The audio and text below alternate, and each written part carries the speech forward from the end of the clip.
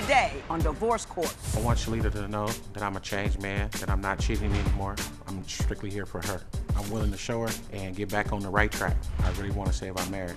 Right now, he wants to save the marriage, and I don't. He can't keep it in his pants. I don't want to be his wife. He doesn't deserve me. Divorce Court is now in session. Good day, ladies and gentlemen. I'm here today with Shelita Reynolds and Ronnell Reynolds. The two of you have been together for 8 years, married for 3. Mrs. Reynolds, you are done, and you want out. And Mr. Reynolds, you're hoping to save this thing. So I'm going to start with you, Mrs. Reynolds. Why don't you tell me a little bit about your marriage and why you've brought your husband to divorce court today? My husband is a cheater and a liar, and I'm like really done. You're done with it? Yes. What? Give me a little background on the relationship. Tell me how this thing got started, and then we'll go on from there. So we met in a salon. I was getting my hair fixed, and he walked in and he kissed one of the workers there. I guess that was his girlfriend. He had just got back from somewhere. He was selling things, and the girls kept sending him. So you the dude him. in the beauty shop come in with purses and scarves and stuff? Baby yeah, boy. I know. Yeah, uh-huh. Baby So, boy. The ladies kept sending him back out to get more stuff, and they were stealing from him. So I spoke up and said, you know, that's wrong. Mm-hmm. He's trying to make it and y'all stealing from him. And one of the ladies said, shut up, B. Mm. And I said, I'm gonna show you how a B from New Orleans do it. So I went outside and told him. I told him, I said, you know, hey, they're stealing from you. And he was like, good looking out, you know? And I exchanged numbers with him that day, and I bought some stuff from him, and I remained a loyal customer. Real loyal. When did you got married? How long after that did you become a couple? It was a long time. A long time? Yes. Would you have to chase her? At the time, it was like in '99 when I met her. Uh-huh. And we was basically just friends because she was a good customer, a loyal customer. And at the time, she was married to somebody else. Oh, so yeah. I didn't want to come in between that, you know. Right now. So I just let them do their thing, and then, you know, if it was meant to be, it was gonna happen. So when that thing was over? Well, she got with somebody else then after that. Okay. And then all right. After that was over, then we. Then y'all got together. Yes, okay, I want to get to the marriage part. Right. What's going wrong, Mrs. Reynolds? What's going wrong is my husband can't keep it in his pants. He's cheating on you. Yes. Can you give me any evidence thereof? The first incident of cheating, he butt dialed me, and he was in the car, in my car. How long had you been married when 3 this happened? months. You've been married 3 months, okay. He accidentally butt dialed you in the car. Yes. And what happened? What did you hear? I heard him begging a girl for fellatio. Mr. Reynolds, did that occur? I'm not gonna say it didn't, but I'm gonna say. But I'm gonna say I didn't butt dial her. It was kind of like hooked up to the Bluetooth, and I guess she accidentally called me. And once it's hooked up to the Bluetooth, it automatically answers. But I didn't know. What difference does that make? I'm just saying. I'm trying to understand. The problem was you were asking someone else to service you. Don't you see that as a problem 3 months into marriage? Yes, ma'am. What did you say to him when he got home? No. The conversation lasted 4 or 5 minutes. I listened to everything, and he must have noticed I was on the phone, and he started to change the subject. And then he said, hello. I said, oh, you want fellatio, huh? I know you didn't use that word. No, I didn't. I'm being nice. I appreciate it, too. I appreciate it. When's the next time that he cheated? He cheated again. He got a red light ticket or something for running a light, and he tried to hide it, and I found out about it.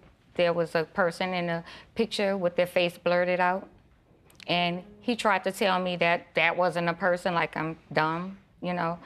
And I'm looking at it. This person is laying back in the seat, you know. It's 1 a.m. in the morning. He said the person wanted to buy a belt and a wallet. Who shops at 1 o'clock in the morning? Mr. Reynolds, you want to respond to that? Yes. What happened was the person had called me and they wanted some stuff for their dude. So I came and met them. Remind you, when she said all this happened, she was at the hospital. So when I left the hospital, I went to go meet the person, and you know, they wanted some stuff. They didn't have the right amount of money left, I guess in their pocketbook or whatever. So they wanted me to take them to the ATM. So I took them to the ATM, and at the time when I took them to the ATM, I didn't know nothing about the area where I was at.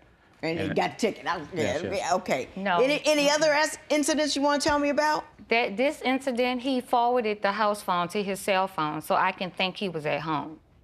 Oh, I got you. You know, Mr. Reynolds, I don't think you're smart enough to get anything over no, on this woman. She's got, you know, the stuff you do is so blatant and out there. You know, you don't have any choice but to get caught. I mean, I know I'm not the smartest person, but I also understand that what I did was kind of wrong. And Kinda? Well, I mean, not kinda, but you know, I know that it was wrong, and I know that she was right. And most of the time when she said it, and some of the times it was kind of like not right too, because like sometimes she kind of be on a little jealous side because I done did some stuff in the past. So. Yeah, but you got to own that. You bought that with your behavior. Yeah, I did. I did do it. You know, so if she's jealous, she got good reason to be. Right, Every right. once in a while, you know, she doesn't have direct evidence, but any more? Yes, he cheated. He decided to move to Los Angeles, and I agreed. And it was going to be a fresh start. We was going to put all the cheating behind us. And we moved out here, and 9 months later, some girl calls my phone. And she's like, hello, I'm his girlfriend. And I'm like, he can't have a girlfriend because he's married. She said, well, I'm his girlfriend, and I'm pregnant. Did that happen? That did happen.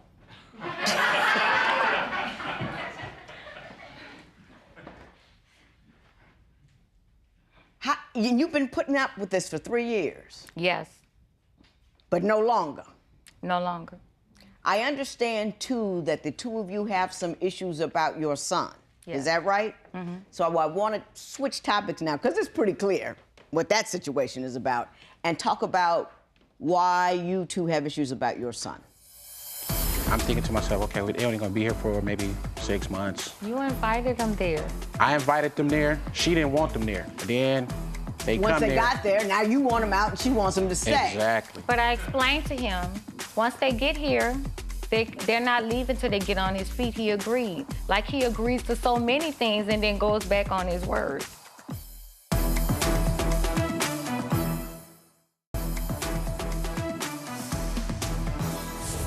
Your son is 24, correct? Yes. And he still lives at home, Yes, he moved back. and you want him out. Yes. Tell me what the issue is. I just feel like he needs to, you know, Be on his own. He's be on his 24. He own. needs to Yeah. get out of the house. Yeah, she needs to stop, you know, pampering him and babying him or whatever. How does she baby him? Well, I can tell her something about what he done did in the house, and she thinking I'm picking on him. And I be telling her all the time, I'm not picking on him. I'm just pointing out the issues, what I think is wrong in the house. I mean, you know, we both pay the bills in the house. So, I mean, I should at least have a say-so, you know what I'm saying? Not always, you know, afraid to tell her something because I think she's going to get mad about it, you know what I'm saying? So I try to tell her sometimes, and she go all off the hinges on it. So sometimes I don't even discuss it with her about what's going on in the house with him, you know what I'm saying? I just leave it alone, you know what I'm saying? Until it kind of like builds up, you know what I'm saying? And then you out about it. Yeah, exactly. Mrs. Reynolds, why is your 24-year-old son still at the house? Or why has he come back? So he moved to Houston, and he lived out there for like 4 years. And he's getting on his feet, but he also has seizures. That's something new. So he's on medication. He's on my insurance, and he's getting diagnosed and treated. And once that happens, once he's 6 months free of no seizures, Then he won't be under, so much supervision by the doctor. Right. So my son is very respectful, and he stays out of his way. He tiptoes around him because he knows he doesn't want him there. The boy is sick. How can you feel that he ought not be there because he's having seizures? He can't live on his own. He's got to have somebody to look after him. Well, I have no problem with that. I mean, he got sick before when I was there and she was at work. And he had like 2 seizures. I picked him up, threw him in my van, and rushed him to the ER. You know what I'm saying? And when he got to the ER, they gave him some medicine. He had some more seizures. And then, Okay, and that's a good thing that you did that. Right. But my question is, what's the issue? You seem unhappy that he's there.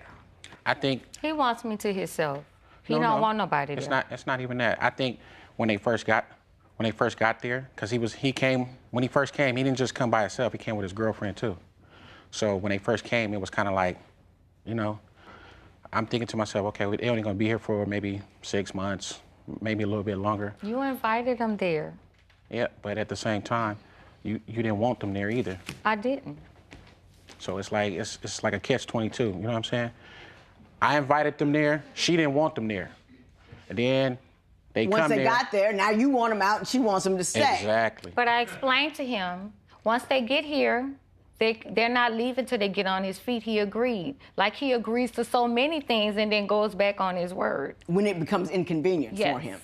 It didn't come inconvenient for me. It just, once I started seeing that, he wasn't out trying to get a job or trying to, So you think he's malingering? You think he's just... To me, personally, I was looking at it like he's just using his mama, you know what I'm saying? Like a crutch. If he's having seizures, wouldn't that be difficult to get a job? What I'm saying is, before he wasn't having no seizures, even when he was in Houston, if he was having seizures, he still had that under control. He had like 3-4 jobs when he was in Houston. So why you come here? So you think he's bumming off of you? Right, I'm like, why you come here? Now you don't even got a job, not one job, you know what I'm saying? Do you work?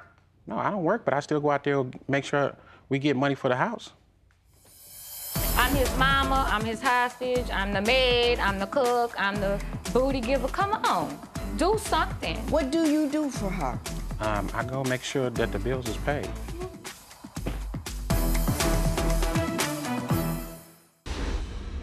Mrs. Reynolds, you say that Mr. Reynolds has a lack of compassion for you, that he's not kind and caring and loving. Why don't you explain what you meant by that? My husband does not show me love. He says he's sorry, but then he doesn't show sorriness. So he wants me to believe he's sorry and just get on with it. Like, I said I'm sorry. How many times I have to say I'm sorry? And that's not good enough. When you're sorry, there's a deed in there. Because the Bible says when a man is righteous, the woman shall follow. He is not righteous. Mr. Reynolds, you do understand that when you hurt somebody by continually cheating on them, you owe them a lot more than I'm sorry. Have you been unable to deliver? Oh, I tried, but at the same time, she keeps nagging me about it. I mean, we can be watching you in the bed, and you come on, boom. She go into her little singing song, and she started reminiscing like Mary J. Blige. I do. And sometimes I just have to get up and Have you leave the done house. anything to heal her? Have you shown contrition? Have you had any acts of love? I try to show her all kind of stuff. I try to, stay at home with her, comfort her, Well, she says you have a very crass way of seeking love making. It's not even that. It's just sometimes. Well, she says it is. Well, it's not. It's like sometimes when I try to, caress her or hold her or something, and she might catch an attitude or something. So I'd be like, oh, well, it's no use for me to try to... So you just give her directions? No, I don't give her directions. He does. Mrs. Reynolds, why don't you tell me how it goes? He gives me directions. What does he say? What does he do? To come get our daddy. I'm like, that's not romantic. Don't pull on me. Don't grab on me. That's not romance. And especially after what you do me. That I cannot warm up to him. It's not like a warm feeling. You know, when I was in the hospital and I had my spinal surgery, that's when he had the red light ticket. I mean, why are you out at 1 o'clock in the morning when you should be at the hospital with me? It's like he has no compassion for nothing. So, I mean, it is what it is. I mean, there's no deed in the sorriness. Yes, yeah, and he's got you with his wife. He's installed in the house. Yeah, I'm a hostage. Yeah. I'm his there's hostage. no love in it. I'm his mama, I'm his hostage, I'm the maid, I'm the cook, I'm the booty giver. Come on, do something. What do you do for her? I go make sure that the bills is paid. Aren't you the primary breadwinner?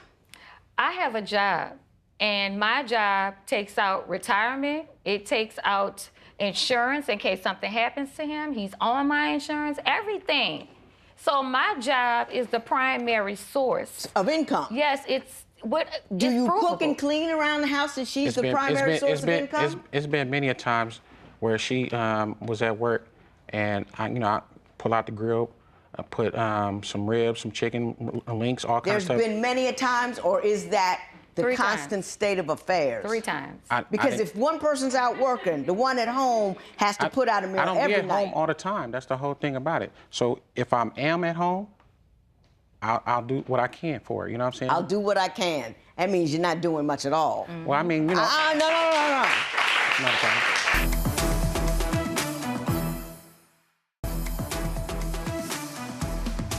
Now, Mrs. Reynolds, I'm having trouble figuring out how you got hooked up with him in the first place. He showed me a softer side of him. He did. And that's the side I liked. And plus, he's fun. I don't hate him. I don't dislike him. I love him to pieces. I just want him to get his stuff together. I want him to deserve me. Mr. Reynolds, what would you change if she didn't leave? I change everything. That's meaningless. And when Say something definitive. what I mean by I'll change everything is I'll change the way I approach her, the way I talk to her, the way I act towards her. I'll show her more love, more compassion. You know, everything that she wants, I would basically give it to her. You know what I'm saying? Because I see all the stuff I did before, that's not working. So it's time to try something different. And that's the reason why I'm here right now, so I can try something different. Mrs. Reynolds, let me say this to you. It has been my experience that dudes are very, very contrite. They say they'll do anything when you first put that first foot out the door. But as soon as you slide it back, they backslide.